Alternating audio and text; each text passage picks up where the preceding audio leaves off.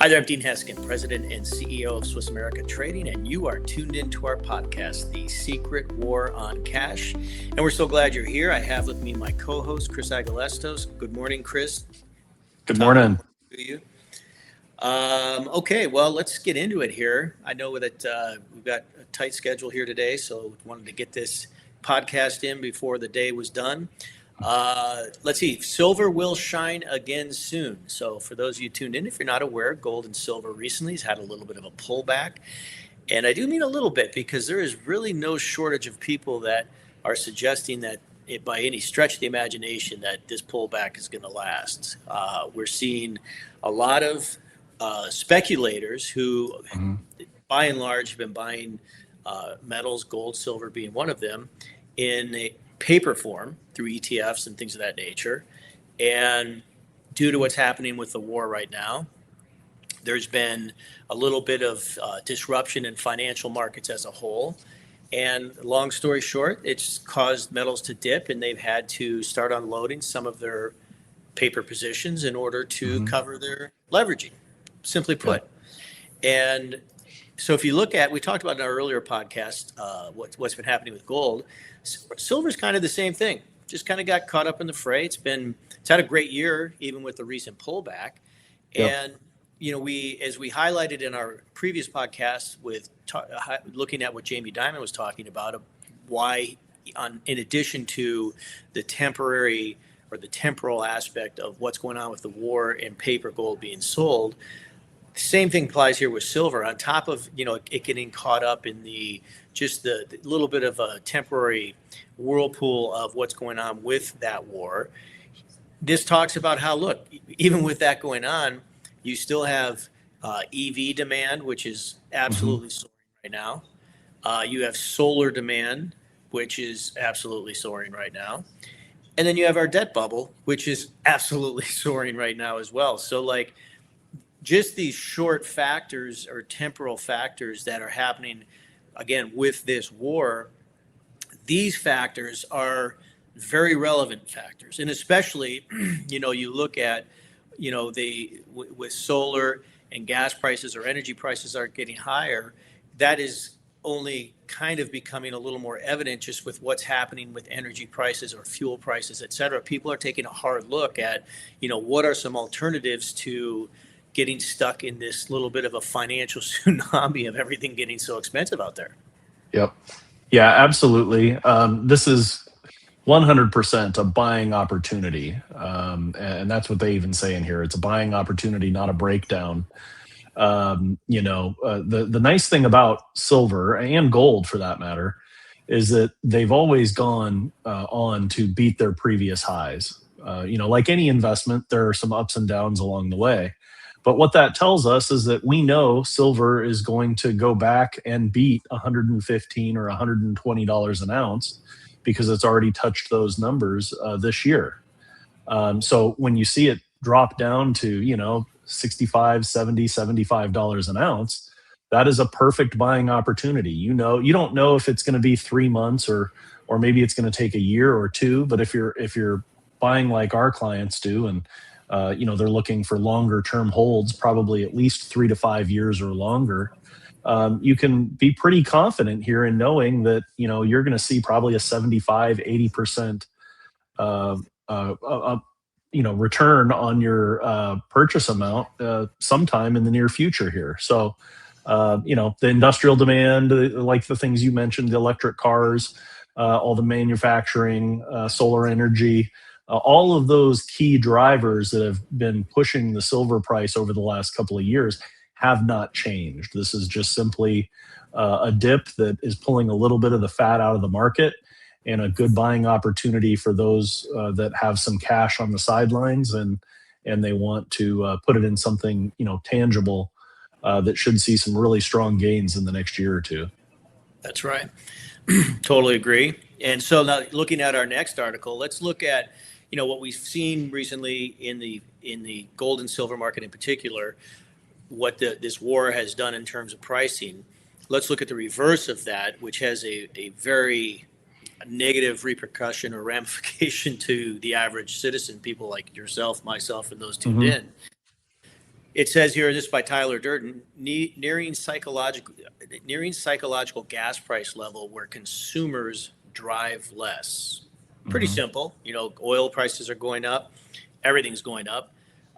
Price of gas, it's getting to a point where people are looking at other options. In fact, I've seen stories about this where at a time many companies have been encouraging, maybe even close to mandating people go back to the office, meaning Yeah. instead of working from home. And now this is happening, which is a pretty big game changer because of what it does in terms of cost. And I can tell you, Hmm. just a few days ago, I obviously we follow markets, whatever. I really wasn't kind of paying attention. I went to the gas station to get some gas in my car. I needed maybe a half tank. I have a 22-gallon tank in my car, and I knew I got a half tank. I might as well get some now. So I started pumping it. Really wasn't paying attention. All of a sudden, I'm looking at the thing, and I use premium here for my car, Hmm. and I'm looking at like $75, $80. I'm like, whoa, what's going on here? And I look at the thing, it's $5.50 a gallon. Yeah. And that happened fast, like really Hmm. fast. And what's really, you know, kind of unfortunate to see about this is like when you really look at how it really hits people in their financial home, if you will, or their pocketbook. They say that the vertical move in gasoline and diesel was a record-breaking 33% in a month. So that's why my Yeah. eyes bugged out of my head, because at 33%, that's a big jump. Yeah. And the really unfortunate thing about this, it says low-income houses spend 3 times more at the pump. So relative to what they're taking in, this is really hits them hard. The low-income Yeah. households in terms of their income, and so that's the thing. Like we talk about things, and when you watch the news or financial news, etc. And there tends to be this very general or aggregate sense that people discuss things, but when you really start breaking it down and look at the real time, real life effect it has on people, it's devastating.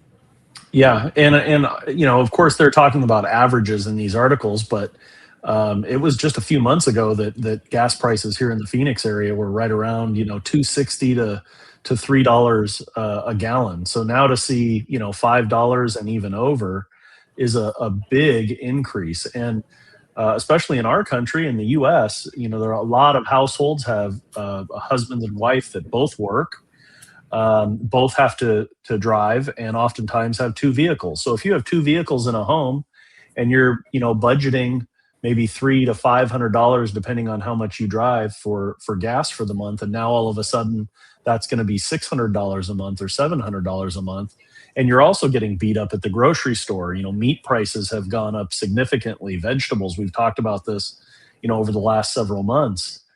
So people are getting hit on all fronts, and but they're not seeing their wages increase in many cases, and Right. so this is all just any cushion that somebody had in their budget is now being drained off by these gas prices, and they say here people can usually tolerate it for the short term, so we can get through a few weeks of this, maybe we can get through a month or so of this, but psychologically, once prices hit that $4 to $5 a gallon mark, even if people can afford to pay it, they really start to try and reduce their use of their vehicles. But yeah, it's a big problem. I think I believe this is why President Trump really wanted to go into the Iran war, talking about how this is going to be very quick, how we're dominating them. He's talking now, just what, 2 weeks in, I think we are now, talking about negotiating some sort of surrender on their part. And of course, we're getting mixed signals. I don't know what's really true. Iran tells a different story, of course. So we'll Well, see. But last time, the Iranian leader, the son of what's his name, talked. He said, mhm, "No, we're not. We're still right, going." yeah, In fact, he's like, "I don't even know what President Trump's talking about because we're not. No, we're going."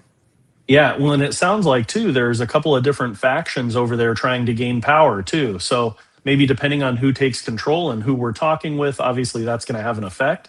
But in the meantime, the average families here in the U.S. are being affected and being hit in the pocketbook in just one other area of their lives, and especially going into summertime here in Arizona and a lot of parts of the country. That's when people get their high electric bills too. So they're really getting the 1-2 punch, and hopefully we can resolve things, relatively soon here and bring prices back down into that $3 range. Well, you're absolutely correct, but sadly, Chris, it's not a 1-2 punch. It's like a 1, 2, 3, 4, 5 at this point. That's right. Because a lot of punches being thrown.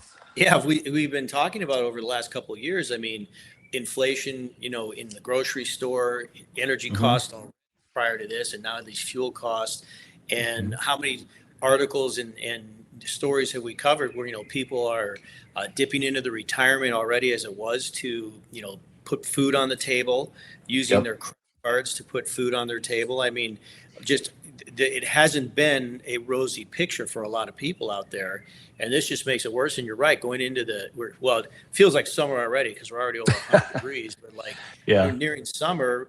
It's going to probably change a lot of people's plans in terms of driving and traveling places. It's going to certainly, the airlines are going to have higher fuel costs, and that's going to have to be absorbed somewhere. On top of the fact we're already dealing with this mess with TSA, et cetera. I mean, it's not trying to be negative, ladies and gentlemen. I mean, it's really just speaks to how many just different variables that we have that are really just counterproductive to the good right now. So real life challenges for sure. All right. Well, Chris, if anyone wants any information on what they can do to maybe help protect against this or maybe help mitigate the problem, what could they do?